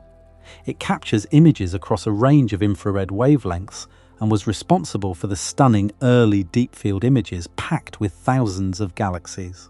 NIRCam can observe 2 regions of the sky simultaneously, effectively doubling the telescope's efficiency and its sensitivity at near-infrared wavelengths is exactly what made the conformation of high-redshift galaxies possible. The red and orange colors you see in Webb images of ancient galaxies are not artistic choices made by NASA's outreach team. They are real infrared wavelengths translated into visible colors so human eyes can perceive them. The near-infrared spectrograph, called NIRSpec, captures detailed spectra of up to 200 objects simultaneously. Rather than aiming at one galaxy at a time and spending hours collecting a single spectrum, NIRSpec deploys a grid of tiny computer-controlled shutters, each smaller than a grain of sand, and opens or closes each shutter individually to allow light from selected target objects through, while blocking everything else in the field. This multiplexing capability has transformed spectroscopic surveys of the early universe. Before Webb, obtaining spectra of 100 early galaxies would have taken years. Webb can do it in a single observation. The mid-infrared instrument, called MIRI, covers longer infrared wavelengths and requires the coldest operating temperature of any instrument on the telescope. It is essential for detecting warm dust, for studying the most distant galaxies whose light has been redshifted into the mid-infrared range, and for directly imaging planetary systems around nearby stars. The galactic halo dust detection described earlier in this script relied on MIRI's sensitivity to the longer infrared wavelengths, where PAH molecules specifically glow. The near-infrared imager and slitless spectrograph, called NIRIS, provides additional spectroscopic capabilities using a technique called slitless spectroscopy, where every object in the field of view produces a spectrum simultaneously. It also supports Webb's guidance system, keeping the telescope pointed precisely at its scientific targets. Together, these four instruments give Webb a scientific reach that allows it to address questions ranging from the chemistry of forming stars in nearby nebulae to the structure of the most distant galaxies in the observable universe. The data they collect flows back to Earth at a continuous rate, filling hard drives at the Space Telescope Science Institute in Baltimore, where thousands of researchers around the world access the archive remotely. None of these instruments works in isolation on the most important discoveries. The most revealing results come from combining data across multiple instruments. The helium signal from JWST 14 came from NIRSpec, but confirming its extreme distance required cross-checks across multiple instrument modes. The halo dust detection combined MIRI imaging with detailed spectral analysis. Webb is simultaneously a time machine, a chemistry lab, a distance ruler, and a map maker. Its data is already producing more scientific publications than any space telescope in history at the equivalent point in its mission. And every paper it generates is pushing toward the same underlying question that makes all of this matter far beyond the walls of academic conferences. None of Webb's discoveries has directly found life. They have done something potentially more fundamental than that. They have revealed that the universe builds chemical complexity earlier, faster, and across much larger physical scales than anyone previously expected.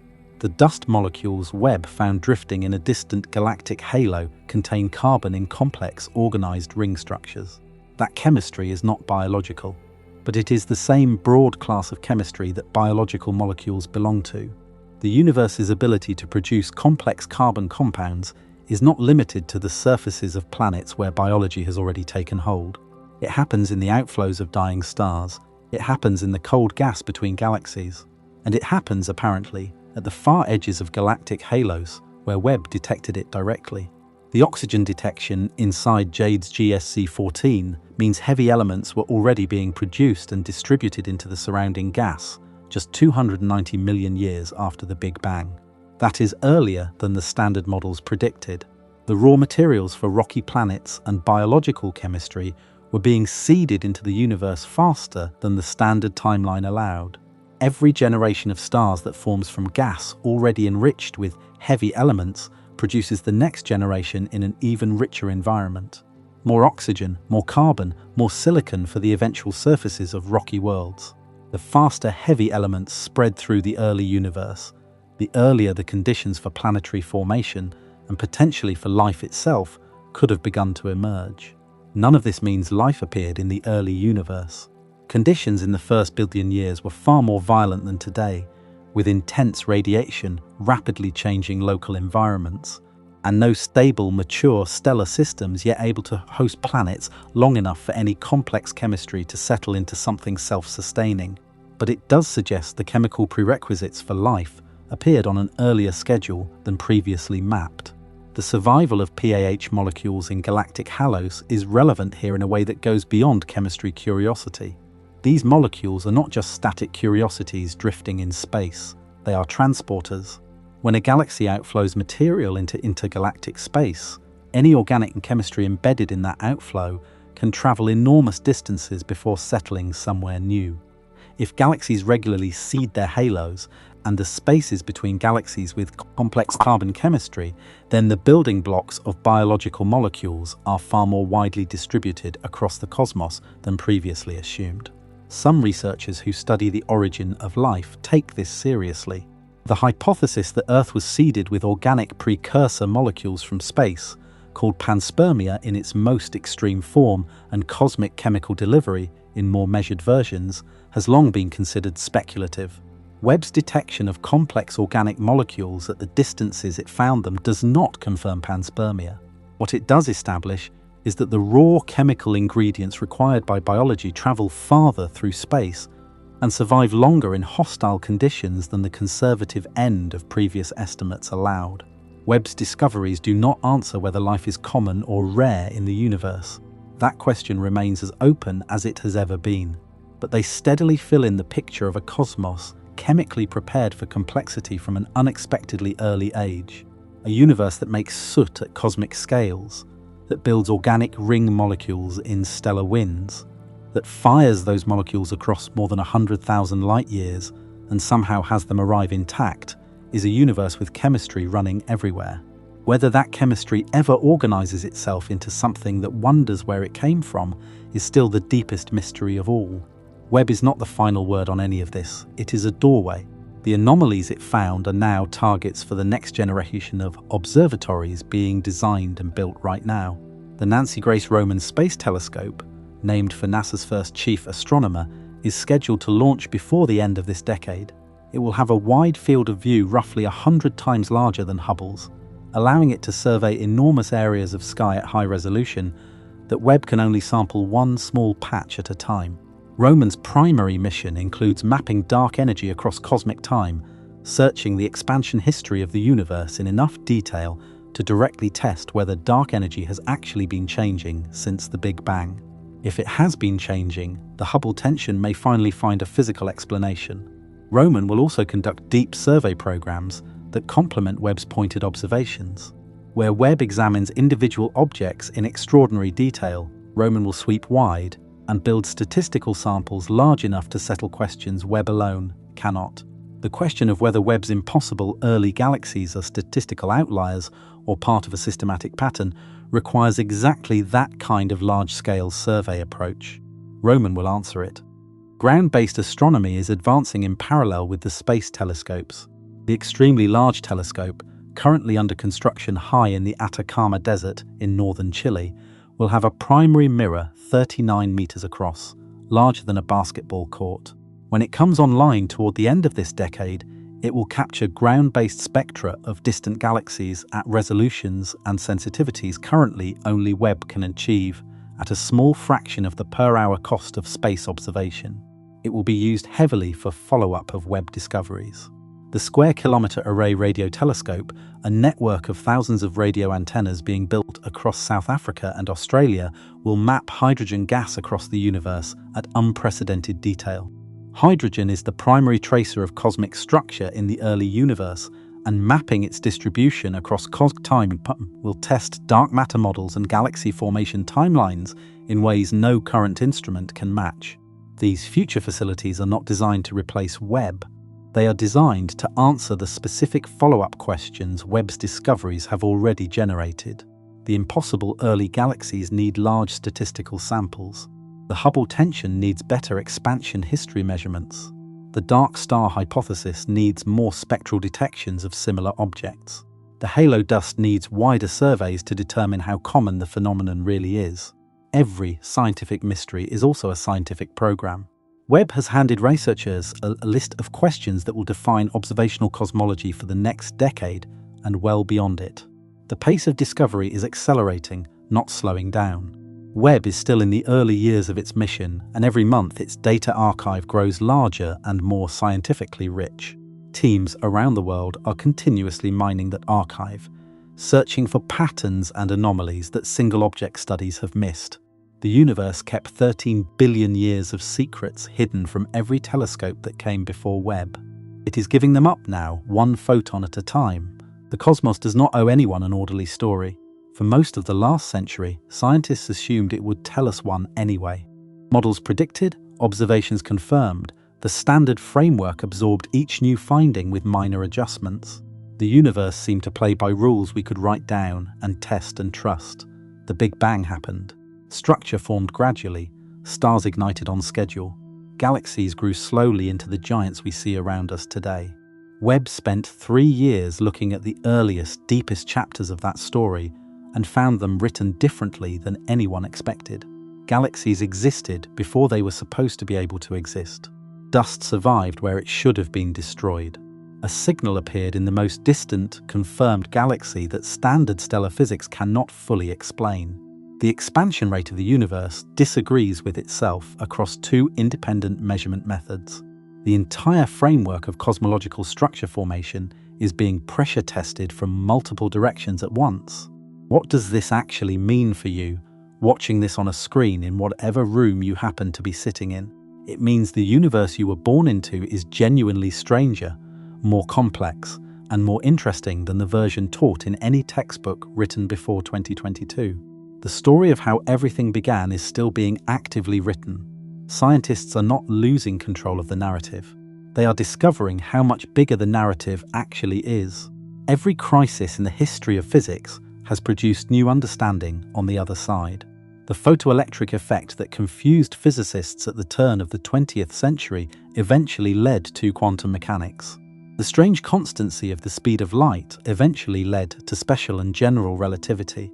The anomalous orbit of Mercury, which Newtonian gravity could not explain no matter how cleverly it was modified, was eventually absorbed into Einstein's general theory of relativity and became one of its first triumphs. Each time the old model cracked under the weight of new data, the new model that replaced or extended it revealed deeper truths about reality and opened more doors than it closed. Webb's anomalies will almost certainly resolve the same way. Either the standard model will be updated with new details about early dark matter behavior, star formation efficiency, and reionization history, emerging more precise and better tested than it was before. Or something more fundamental will shift, and the next generation of physicists will work in a framework richer than the current one. Both outcomes are good outcomes. Both mean more knowledge, not less. The dust molecules Webb found drifting more than 114,000 light-years from a galactic center are made of the same carbon ring chemistry as the smoke off your last campfire. The galaxy that formed before the universe was supposed to be ready for it is made of the same hydrogen and helium as the water in your body and the air in your lungs. The strange signal in the most distant galaxy ever confirmed was made by helium atoms, the same element that fills birthday balloons. The universe is enormous and strange and full of things that do not fit our current model of how everything works. And the telescope humanity sent out into the deep cold 1 million miles from Earth, colder than Pluto, armored in a layer of gold thinner than a single sheet of paper is wide, is reading it all back to us one photon at a time. We built that telescope. We aimed it at the beginning of everything. The least we can do, all of us watching from down here, is pay attention to what it sees.